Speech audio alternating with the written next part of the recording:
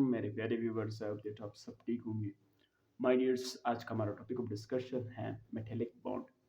यानी पिछले लेक्चर्स में जब आप मेल्टिंग एंड बॉइलिंग पॉइंट को डिस्कस कर रहे थे तो वहाँ पे हमने ये देखा कि अलोंग द पीरियड जब हम जा रहे थे तो melting and boiling point increase कर रहा था, फिर ग्रुप 4 से 8 तक melting and boiling point decrease कर रहा था।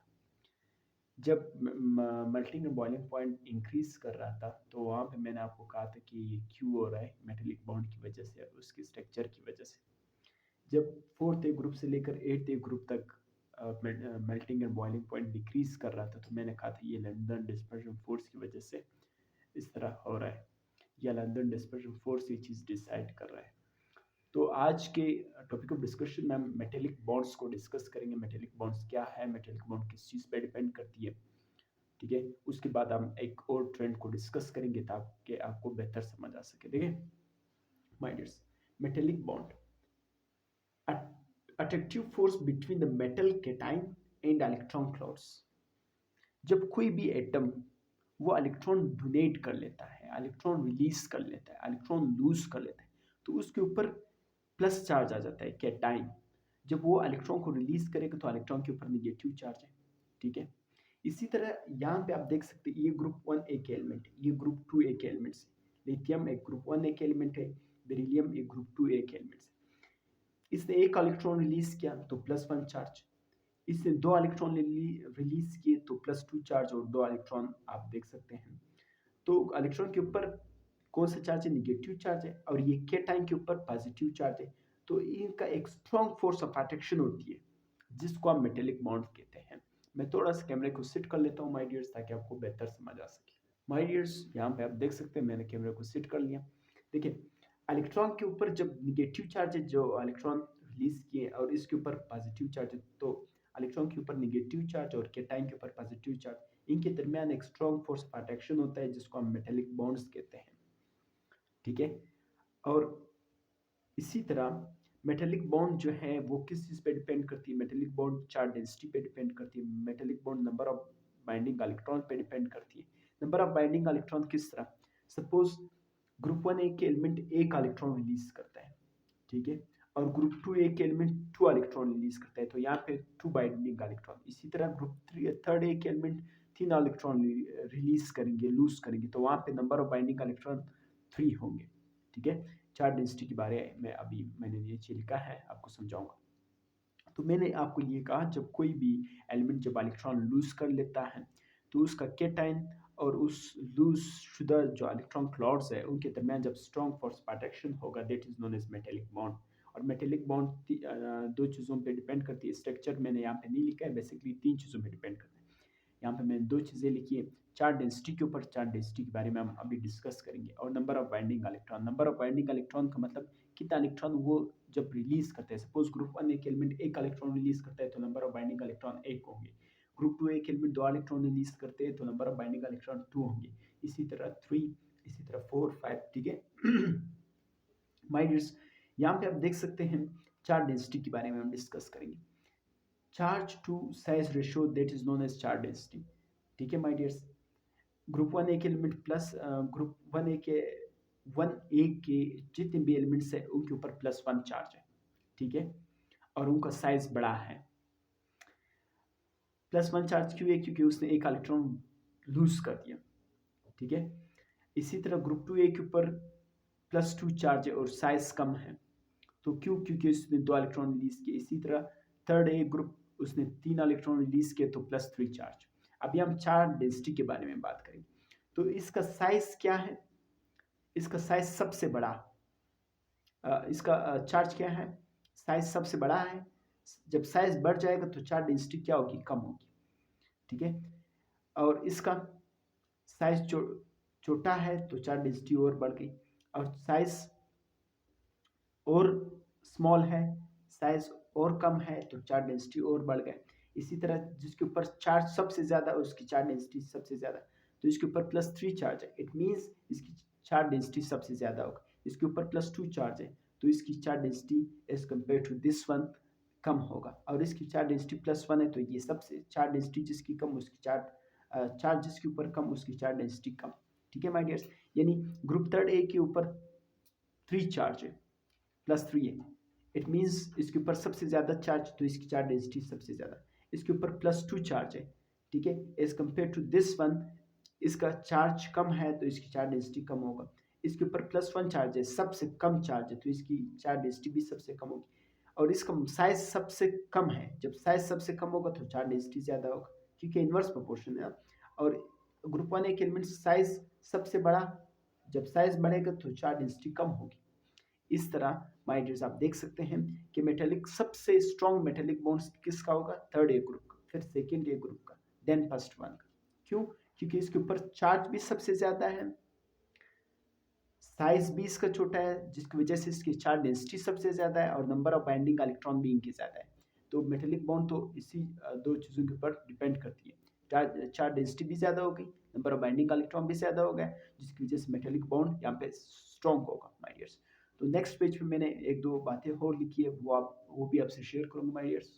माय डियर्स देखिए व्यूअर्स, यहाँ पे आप देख सकते हैं कि पिछले जो स्लाइड पे मैंने आपको दिखाया था कि वहाँ पे हमने क्या डिस्कस किया, वहाँ पे आपने मेटलिक बॉन्ड्स को डिस्कस किया मेटल्स के अंदर। यहाँ पे अभी हम नन मेटल्स को देखेंगे, जैसे नाइट्रोजन, ऑक्सीजन, फ्लोरीन, नियॉन वगैरह, ठीक है। नन मेटल के अंदर जो बॉन्ड्स हैं, ठीक है, ये क्या है, लीनियर्स है, डिस्क्रीट है, अलग थलग है, नन पोलर है, इक्वल डिस्ट्रीब्यूशन ऑफ इलेक्ट्रॉन है, स्मॉल मॉलिक्यूल्स है, नन नन मेटल्स, ठीक है। इसके अंदर जो फोर्स डिपेंड करती है वो लंदन डिस्पर्शन फोर्स है, ठीक है। सपोज यहाँ पे मैं यही चीज़ समझा लेता हूँ ताकि फिर आपको ये लाइन बेहतर समझ आएगा, ठीक है।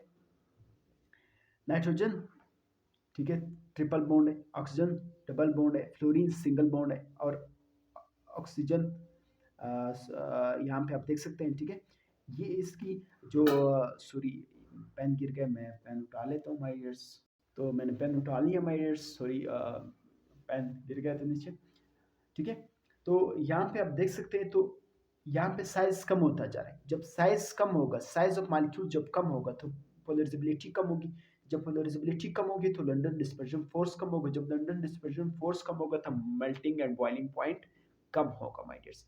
यानी अगर आप अब देखें देखें इसका साइज कम होता जा रहा है। जब साइज कम होगा पोलराइजेबिलिटी कम होगी। जब पोलराइजेबिलिटी कम होगी तो लंदन डिस्पर्जन फोर्स कम होगा। जब लंदन डिस्पर्जन फोर्स कम होगा तो melting and boiling point decrease करेगा। यहाँ पे मैं आपको समझा लेता हूँ कोई थर्ड ए ग्रुप के बारे में, ताकि आपको बेहतर समझ आ सके। एक ट्रेंड को भी हम देखेंगे माय डियर्स। देखिए माय डियर्स, ये पिछले लेक्चर का हिस्सा है। एक्सेप्शन केस है कि नाइट्रोजन का जो है वो मेल्टिंग पॉइंट कम है, ऑक्सीजन का मेल्टिंग पॉइंट ज़्यादा है। अभी डायग्राम में भी हम देखेंगे माय डियर्स। तो ये चीज़ आपने याद रखनी, एक्सेप्शनल केस है, ठीक है। यहाँ थर्ड पीरियड में ऑक्सीजन का जो है मेल्टिंग पॉइंट क्या है, ज़्यादा है, और नाइट्रोजन का मेल्टिंग पॉइंट कम है। ये एक्सेप्शन केस आपने याद रखना है। थर्ड एक ग्रुप है, lithium, beryllium, boron, carbon, nitrogen, oxygen, fluorine, neon. तो आपने इसको किस तरह याद रखना है, ली बी बी सी नहीं, ओ एफ नहीं, ली बी बी सी नहीं, ओ एफ नहीं। तो अभी हम जाएंगे इसी जो थर्ड पीरियड है उसको देखेंगे माय डियर्स। तो यहाँ पे आप देख सकते हैं माय डियर्स, थर्ड पीरियड है, ठीक है। यानी सोडियम, मैग्नीशियम, एल्युमिनियम, ये क्या है, मेटल्स है। और ये क्या है, ये नन मेटल्स है। इन मेटल्स के अंदर मेटेलिक बॉन्ड्स है और इसके स्ट्रक्चर्स है, ठीक है। यानी इसका मेल्टिंग एंड बॉइलिंग पॉइंट इसके मेटेलिक बॉन्ड के ऊपर डिपेंड करती है। मेटेलिक बॉन्ड अभी मैंने आपको पीछे समझाया। और नन मेटल्स के अंदर लंदन डिस्पर्जन फोर्स, जो फोर्थ ए ग्रुप से लेकर एट्थ ए ग्रुप तक जितने भी एलिमेंट्स हैं ये नन मेटल्स है। इनके अंदर लंदन डिस्पर्जन फोर्स ये चीज़ डिसाइड करती है कि मेल्टिंग और बॉइलिंग पॉइंट क्या होगा। देखिए माय डियर्स, जब मैं यहाँ तक जाऊँगा, ठीक है, यानी ग्रुप 4A तक, तो मेल्टिंग एंड बॉइलिंग पॉइंट क्या हो रहा है, इंक्रीज हो रहा है, बढ़ रहा है। लेकिन जब मैं 4th A से 8th A तक जाता हूँ तो मेल्टिंग एंड बॉइलिंग पॉइंट क्या हो रहा है, डिक्रीज हो रहा है। इस तरह क्यों हो रहा है, ठीक है। यहाँ पे melting and boiling point increase हो रहा है क्योंकि मेटल्स के अंदर मेटेलिक बॉन्ड्स स्ट्रॉन्ग होता जा रहा है, और इसका स्ट्रक्चर्स पे भी डिपेंड करता है।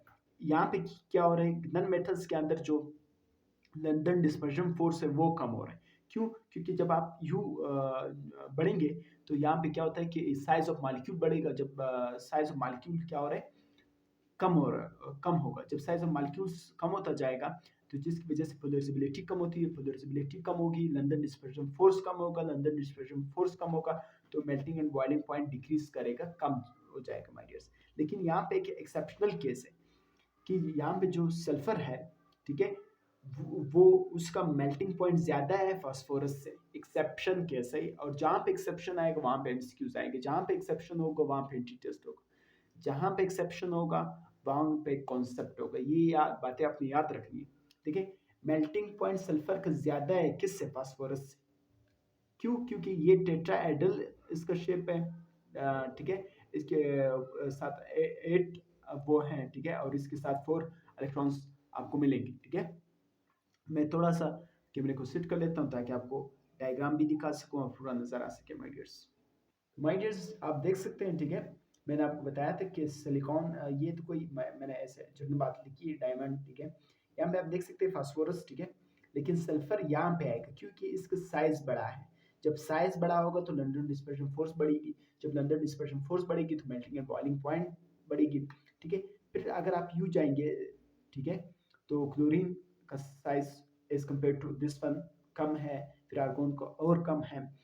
तो यहाँ पे जब आप जाएंगे तो साइज कम होता जा रहा है। जब साइज कम होगा, साइज ऑफ मॉलिक्यूल कम होगा, लंदन डिस्पर्शन फोर्स कम होगा। जब लंदन डिस्पर्शन फोर्स कम होगा तो मेल्टिंग एंड बॉइलिंग पॉइंट कम होगा माय डियर्स। डायग्राम आपको दिखा सकूं माय डियर्स। इस डायग्राम में आप देख सकते हैं माय डियर्स, ठीक है, कि मेल्टिंग पॉइंट सोडियम, ठीक है, बढ़ गया, मैग्नीशियम और बढ़ गया, एल्युमिनियम और बढ़ गया, सिलिकॉन और बढ़ गए। तो ये क्या है, मेटल्स है। लेकिन फिर जब आप 4th ए से 8th ए की जानब जाते हैं तो melting and boiling point decrease कर जाता है। लेकिन सल्फर का आप देख सकते हैं बढ़ रहा है। सल्फर का क्यों बढ़ रहा है? क्योंकि उसका साइज बढ़ी है। जब साइज बढ़ेगी तो लंदन डिस्पर्शन फोर्स बढ़ेगी, जब लंदन डिस्पर्शन फोर्स बढ़ेगी तो मेल्टिंग एंड बॉइलिंग पॉइंट बढ़ेगी माय डियर्स। फिर इसी तरह कम होता जा रहा है, क्लोरीन का और कम हो गया, आर्गोन का और कम हो गया, क्योंकि इसका साइज कम हो गया, साइज ऑफ मॉलिक्यूल कम हो गया। जब साइज ऑफ मॉलिक्यूल कम हो गया, लंदन डिस्पर्शन फोर्स कम होगी। जब लंदन डिस्पर्शन फोर्स कम होगी माय डियर्स तो क्या होगा, नन मेटल्स के अंदर melting and boiling point decrease कर जाएगा। तो अलोंग द ग्रुप कुछ कॉन्सेप्ट है उसको भी देखेंगे इस वीडियो में माय डियर्स।